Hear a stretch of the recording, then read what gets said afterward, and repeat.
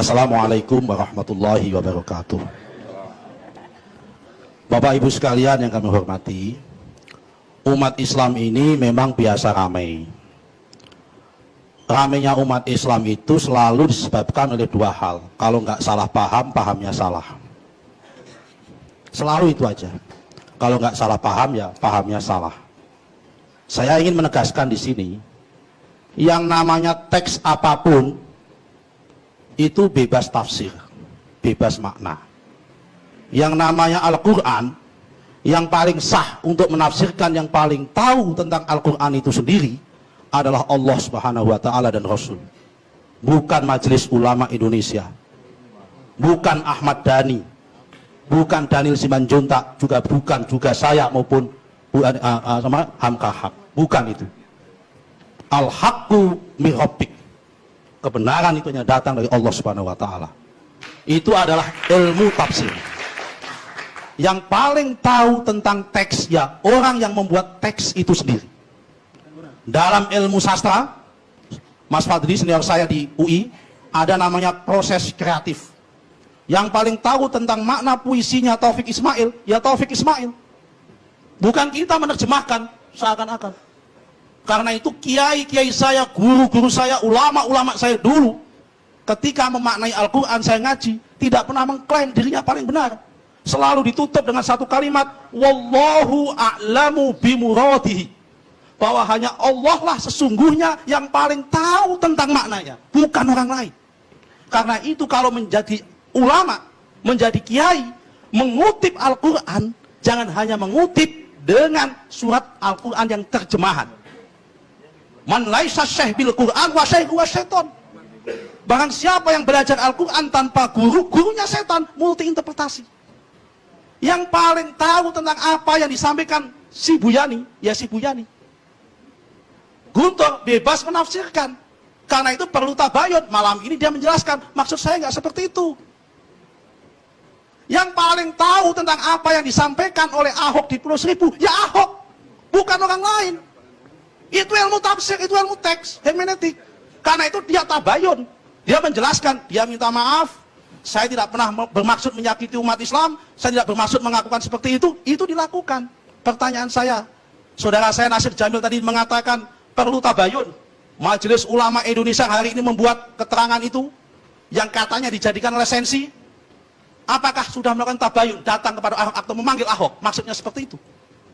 Tabayun itu harus memanggil orangnya, bukan berpendapat sendiri.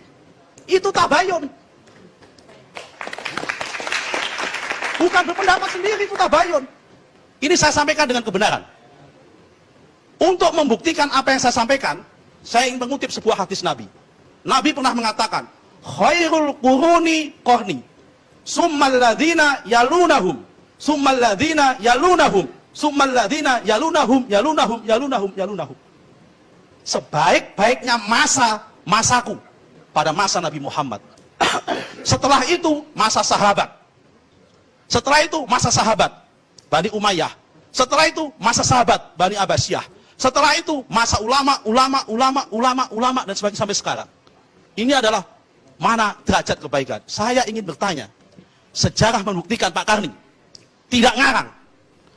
Pada abad Bani Abbasiyah, Khalifah Abbasiyah ke-16, Sultan Khalifah Al-Mu'tadid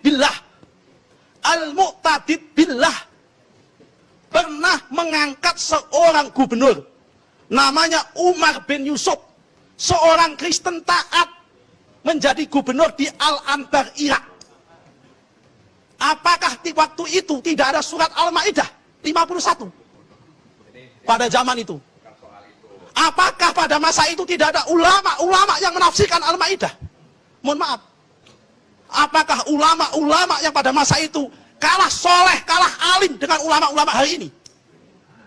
Bukti kedua, saya ingin mengatakan, dari semua ayat Al-Quran, terjemahan Al-Quran, hanya teks bahasa Indonesia saja yang memaknai bahwa aulia itu pemimpin. Bahasa Inggris tidak ada. Waktu ada 1 menit.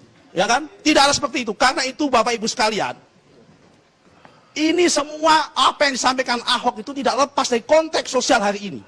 Sebelum Ahok dilantik menjadi gubernur menggantikan Pak Jokowi, sudah ada kok. Di ILC ini juga saya hadir. Yang mengatakan menolak Ahok jadi gubernur pada saat itu. Karena juga dengan ayat ini juga. Dan bahkan kemudian membuat gubernur tandingan.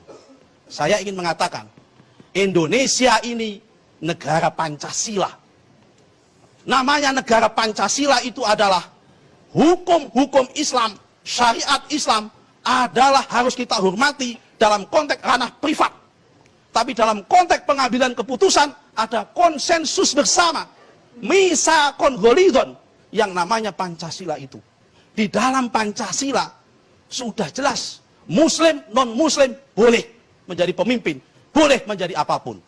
Karena itu Bapak sekalian, fakta mengatakan yang menggunakan ayat Al-Maidah untuk menolak Ahok hari ini di masjid-masjid itu ada. Jangan mengatakan tidak ada. Di YouTube ada. Nah, karena itu apa yang disampaikan Ahok sudah jelas. Dia menyampaikan tabayun bahwa apa yang disampaikan itu tidak bermaksud melecehkan maupun menistakan Al-Quran, apalagi umat Islam, apalagi agama Islam. Tidak bermaksud seperti itu. Itu jelas. Yang paling tahu tentang omongan Ahok, ya Ahok sendiri. Yang paling tahu tentang Al-Quran, yang paling tahu tentang Al-Quran, ya Allah Subhanahu wa Ta'ala. Ya, itu udah yang paling tahu tentang si Buyani, ya si Buyani itu sendiri. Itu udah ada sebutkan tadi. Oke, karena itu sekalian, kalau kita ingin berpolitik sebagai negara Pancasila, ayo kita sepakat bersama-sama malam ini.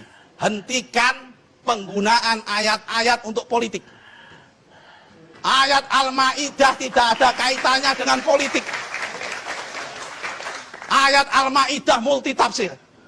Karena multitafsir tidak usah dipakai justifikasi untuk menistakan orang, untuk melawan orang dan sebagainya. Kita kembalikan cita-cita besar kita sebagai bangsa Indonesia. Mendirikan negara ini susah. Baik. Mempertahankan negara ini jauh lebih susah. Karena itu negara ini tidak boleh bubar hanya karena urusan-urusan sepele. Baik. Sekian, terima kasih.